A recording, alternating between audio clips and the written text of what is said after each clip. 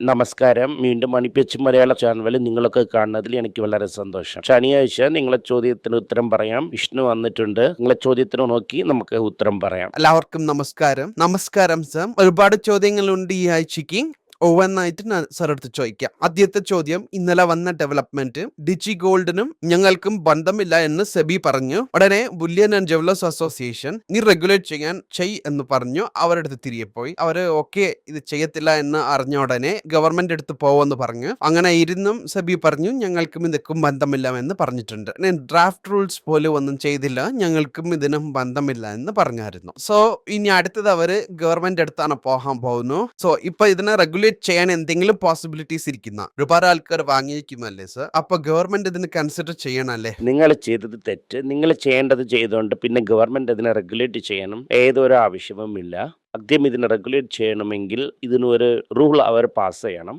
ഡിജിറ്റലായിട്ട് ഇന്ത്യയിൽ നിങ്ങൾ ഗോൾഡ് വച്ചിരിക്കാൻ പറ്റുമോ എന്ന് നിങ്ങൾ എക്സാമിൻ ചെയ്യണം. ഗോൾഡ് ആക്ട് എന്ന് ഇരുന്നു. അതിപ്പോൾ ഏത് സ്റ്റേജിലാണ് ഇരിക്കുന്നു എന്ന് എനിക്ക് അറിയാനില്ല. യാർ റെഗുലേറ്റ് ചെയ്യും. പിന്നെ ഹാൾമാർക്ക് വന്നിട്ട് കൺസ്യൂമർ പ്രൊട്ടക്ഷനിൽ റെഗുലേറ്റ് ചെയ്യുന്നു. സോ നീ വന്നിട്ട് ഹാൾമാർക്ക് ഗോൾഡാ, ഈ ഗോൾഡാ, ആ ഗോൾഡാ, നീ എന്താണ് ഗോൾഡ് വച്ചിരിക്കുന്നു, ഏത് റെഗുലേറ്റർ നോക്കണം, അങ്ങനെയൊക്കെ വന്ന് അവർ ക്ഷമയോടെ അങ്ങനെ ചെയ്യത്തില്ല. നിങ്ങൾ ഇഷ്ടപ്പെട്ട ഒരു പ്രോഡക്റ്റ് ലോഞ്ച് ചെയ്തിട്ട് പിന്നെ ഗവൺമെൻറ് അടുത്ത് പോയി നിൽക്കുന്നത് എന്നത് പ്രാക്ടിക്കൽ അല്ല. But having Z all this, ജനങ്ങൾക്ക് ആശ്രയിച്ചിരിക്കുന്നു എന്നാൽ ഗവൺമെൻറ് രണ്ട് കാര്യങ്ങൾ ചെയ്യും. ഒരു 60 ദിവസം സമയം തരാം, എല്ലാത്തിനെയും റിട്ടേൺ ചെയ് എന്ന് പറയാം.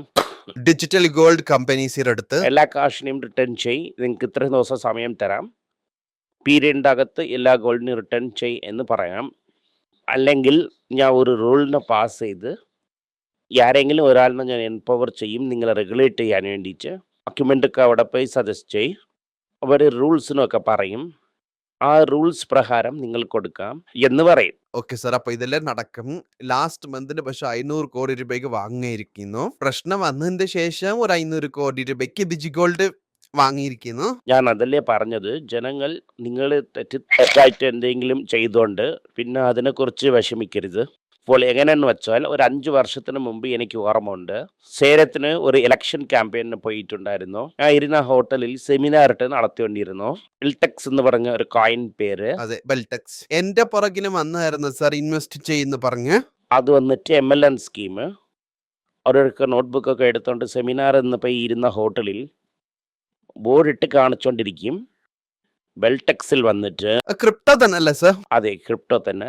ലാസ്റ്റായിട്ട് എന്ത് പറഞ്ഞു, അതായത് ക്രിപ്റ്റോ ഒക്കെ വേസ്റ്റ് എന്നൊക്കെ പറഞ്ഞായിരുന്നു. ഇപ്പോൾ ബെൽടെക്സ് എന്തായി? സേലത്തിൽ ഞാൻ ഒരു ഹോട്ടലിൽ നോക്കിയ മാഗ്നസ് നിങ്ങൾ നോക്കിയെങ്കിൽ നാട്ടിൽ ഡെഫിനറ്റ് ആയിട്ട് ഒരു 500 കോടിയെങ്കിലും അതിൽ ഇട്ടിരിക്കും, അതായത് ബെൽടെക്സിൽ. പക്ഷെ ആ കാശ് എന്താ എന്ന് ആർക്കും അറിയില്ല. അതുപോലെ തന്നെ വേലൂർ കാഞ്ചീപുരത്തിൽ ഒരു ദിവസം വന്നിട്ട് IFS എന്നൊന്നും നടത്തി വലുതായിട്ട്. പോലീസൊക്കെ ഇട്ടായിരുന്നു അതിലൊക്കെ. എൻ്റെ അടുത്ത് വന്നപ്പോൾ ഞാൻ സ്ട്രൈറ്റ് ആയിട്ട് ഇല്ലാതെ പറഞ്ഞായിരുന്നു ഇതിൽ വേണ്ട എന്ന്. പിന്നെ അത് ഒരു ദിവസം മേടിച്ച് ആ സ്കാം എല്ലാവരും അറിയാൻ പാടായിരുന്നു. അതിൽ എന്തെങ്കിലും കിട്ടിയാന്ന് എനിക്ക് അറിയാൻ പറ്റുന്നില്ല. പറ്റിക്കാൻ ഒരുപാട് ആൾക്കാർ വരും, പക്ഷെ നമ്മൾ തലയിണ കൊണ്ട് അതിൽ കൊടുക്കുന്നത്. IFS ഓണറിന്റെ അടുത്ത് 1-to-1 ഇന്റർവ്യൂ എടുക്കാൻ എന്നെ വിളിച്ചായിരുന്നു സാർ. അപ്പോൾ നിങ്ങൾ പോയായിരുന്നോ? ഇല്ല സാർ, പോയില്ല.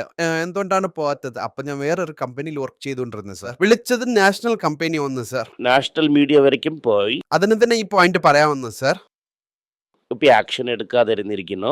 ഇപ്പം ആക്ട് ചെയ്തില്ല. പക്ഷെ ലാസ്റ്റായിട്ട് കാശില്ല എന്ന ഒരു സ്ഥിതിക്ക് വലുതായിട്ട് ഇഷ്യൂ ആയി. ഫണ്ടമെന്റലായിട്ട് സെബിയുടെ അപ്രൂവൽ ഇല്ലാതെ കാശ് വാങ്ങാൻ എങ്ങനെയാണ് ബാങ്കിൽ അക്കൗണ്ട് ഓപ്പൺ ചെയ്തു എന്നതാണ് ഇവിടെ ഇരിക്കുന്ന ചോദ്യം. ഇതിന് ബാങ്ക് ആർക്കും ഉത്തരം പറഞ്ഞില്ല. മാക്സിമം മിസ് സെല്ലിംഗ് ബാങ്കിൽ തന്നെ നടക്കും. പക്ഷെ ബാങ്ക് വന്നിട്ട് ഹോലി കൊമ്പുകളെ വെച്ച് ഉത്തരം പറയാതെ അങ്ങനെ തീർക്കും. ഈ സിറ്റുവേഷനിലും ഡിജിറ്റൽ ഗോൾഡ് അത് ജാഗ്രതയോടെ ഇരിക്കണം. എന്നെ പുറത്ത് മട്ടിൽ വാങ്ങാതിരിക്കുന്നതാണ് നല്ലത്. ഇല്ല, ഞാൻ വാങ്ങുമെന്ന് നിങ്ങൾ തീർച്ചയായിട്ടും അത് നിങ്ങൾ ചെയ്യുന്ന ഒരു ഞാൻ തെറ്റാണ്. തലകീല തന്നെ കുതിക്കുമെന്ന് പറഞ്ഞാൽ ഒന്നും ചെയ്യാൻ പറ്റൂലല്ലേ സാർ? അതെ, ഒന്നും ചെയ്യാൻ പറ്റൂല. വന്നിട്ട് കോഫി, ബനാന, ബീഫ് ഇതുപോലത്തെ കാര്യങ്ങളിലൊക്കെ ടാരിഫിനെ കട്ട് ചെയ്യുന്നോ എന്നോ ഇരിക്കുന്നു. എന്ത് സാർ ഇത് പെട്ടെന്ന് ഇങ്ങനെ വരുത്? അത് വന്നിട്ട് അവർ തലയിനെ ചുറ്റി മൂക്കത്തൊടുന്നു. ടാരിഫ് ഓർ ബാഡ് എന്ന് പറഞ്ഞത് ഇത് കാരണം തന്നെ. വിലവാശി കയറൂല എന്ന് പറഞ്ഞു. ഇപ്പോൾ ഗ്രോസറി ബില്ല് ഭയങ്കരമായിട്ട് കയറാൻ തുടങ്ങിയിരിക്കുന്നു. നിങ്ങൾക്ക് ഈ പ്രോഡക്ട്സിൽ വന്നിട്ട് അവർ വിചാരിക്കാൻ പറ്റാത്ത അത്രയ്ക്കും ടാക്സ് കയറിയിട്ടുണ്ട്. സോ ജനങ്ങൾ വന്നിട്ട് ആൻറ്റി ട്രംപായിട്ട് മാറും. ട്രംപിൻ്റെ അപ്രൂവൽ റേറ്റിംഗ് കുറഞ്ഞിരിക്കുന്നു. പഴയ Trump is A popular politicians അത് ഇങ്ങനെ ഇതിൽ ശരിയാക്കണമെന്ന് പർട്ടിക്കുലർ ഗുഡ്സിനൊക്കെ ടാരിഫ് ഇല്ല എന്ന് പറഞ്ഞ് ഇത് കാരണം എന്നെ ബ്ലെയിം ചെയ്യരുത് എന്നാണ് പറഞ്ഞിട്ടുള്ളത് ഇവിടെ. തെറ്റ് ചെയ്തുകൊണ്ട് എസ്കേപ്പ് റൂട്ട് തേടിക്കൊണ്ടിരിക്കുന്നു അല്ലേ സർ? അതെ. സർ, അടുത്തത് കർണാടക ബാങ്ക് ഒരുപാട് ദിവസം കൊണ്ട് അത് അങ്ങനെ സൈലന്റ് അങ്ങനെ ഇരിക്കുന്നു. പെട്ടെന്ന് നോക്കിയ ഒരു 10%. ഏതോ ഒരു വലിയ തിമിംഗലം വന്ന് മാർക്കറ്റിൽ അതിനെ വാങ്ങിയിരിക്കുന്നു എന്ന് ഞാൻ വിശ്വസിക്കുന്നു. ഇന്നൊരു നാളെ തന്നെ ഇതിന്റെ ഡീറ്റെയിൽസ് ഒക്കെ അറിയാൻ പറ്റും. ഒരുപാട് ആൾക്കാർ കമന്റിൽ ഇട്ടിട്ടുണ്ടായിരുന്നു. എനിക്ക് ആ മൈൻഡ് സെറ്റ് ആണ് ഉണ്ടായിരുന്നു സാർ. എന്റെ മൈൻഡ് സെറ്റ് വെച്ച് ഞാൻ പറയുന്നു, കർണാടക ബാങ്കിൽ ഇട്ട് വെച്ചുകൊണ്ട് മിണ്ടാതെ എങ്ങനെ ഇരിക്കിയതിന് നമ്മൾ മിണ്ടാതെ സൗത്ത് ഇന്ത്യൻ ബാങ്കിൽ ഇടാമ ഇതൊക്കെ ഞാനും വിചാരിച്ചു. ദിവീറിൽ നിന്ന് ഈ സൗത്ത് ഇന്ത്യൻ ബാങ്ക് 10% കയറി. നിങ്ങൾക്ക് ക്ഷമ ഇല്ലെങ്കിൽ നിങ്ങൾ സ്റ്റോക്ക് മാർക്കറ്റിൽ വരരുത്. അണ്ടർ വാല്യൂഡ് സ്റ്റോക്ക് പ്രോബ്ലം ഇല്ല എന്ന് നിങ്ങൾ അറിഞ്ഞാൽ വാങ്ങിയോണ്ട് നിങ്ങൾക്ക് എന്തുകൊണ്ടാണ് ക്ഷമയോട് കാത്തിരിക്കാൻ പറ്റുന്നത് എനിക്ക് മനസ്സിലാവുന്നില്ല. അടുത്തത് IDFC വന്നിട്ട് ഡൗൺ ഗ്രേഡ് ചെയ്തിരിക്കുന്നു. UBS ഓൺഗ്രേഡ് ചെയ്തതിന് ശേഷം അവർ പറഞ്ഞിരിക്കുന്ന കാരണം വാലിഡേഷൻ വളരെ കൂടുതലായിരിക്കുന്നു എന്നാണ്, റിസ്ക് വളരെ കൂടുതലായിരിക്കുന്നു എന്നും പറയുന്നു. ആ UBS പറഞ്ഞിരിക്കുന്നത് IDFC ആസ് എ ഷെയർ. എന്റെ പേഴ്സണൽ ഒപ്പീനിയനിൽ ഞാൻ ചോദിക്കുന്നു സർ, വാങ്ങി വച്ചിരിക്കുന്നു എന്ന സിറ്റുവേഷനിൽ എന്താണ് ചെയ്യണം സർ? അതിനെ നിങ്ങൾ കംപ്ലീറ്റ് ആയിട്ട് ഇഗ്നോർ ചെയ്തുകൊണ്ട് ഇതിന്റെ ജോലിയെ നിങ്ങൾ നോക്കേണ്ടത് തന്നെ ആ UBS റിപ്പോർട്ടിനെ ഇഗ്നോർ ചെയ്തുകൊണ്ടിരിക്കേണ്ടത് തന്നെ. റിസൈസ് ബോണ്ട് അവർ പറയുവാണെങ്കിൽ ബോണ്ടാകുന്ന കമ്പനി ഇവരത്തിനെ എന്തിനാണ് വാങ്ങിയത്? നിങ്ങൾ ഇതിനെ ശ്രദ്ധിക്കാതെ അങ്ങനെ വിട്ട് നിങ്ങൾ മൂവ് ഓൺ ആകുന്നതാണ് നല്ലത്. ഇന്നപ്പോഴത്തെ മട്ടിൽ ഇതിനങ്ങനെ വിടുന്നതാണ് നല്ലത്. ഞാൻ ഇതിന് മൂവ് ഓൺ ആക്കി പോകുന്നു. Okay fine. ഓൾറെഡി ഹയർ വാല്യൂയിൽ 28 വാങ്ങി 78 എന്തോ ഇരിക്കുന്നു. Already you are in double A profit. If at all 80 തന്നെ എൻ്റർ ആയിരിക്കുന്നു. അതുപോലത്തെ സിറ്റുവേഷനിൽ എനിക്ക് അറിയത്തില്ല വന്നെങ്കിൽ ഇത് ഞാൻ തിരികെ കൺസിഡർ ചെയ്യാമോ? നിങ്ങൾ കയറിയതിലിരുന്ന് 10% വന്നെങ്കിൽ തിരികെ കൺസിഡർ ചെയ്യണതല്ലാതെ വേറെ വഴിയില്ല. അത് ഇറങ്ങി നിങ്ങൾ കൺസിഡർ ചെയ്ത് തന്നെ ആവണം.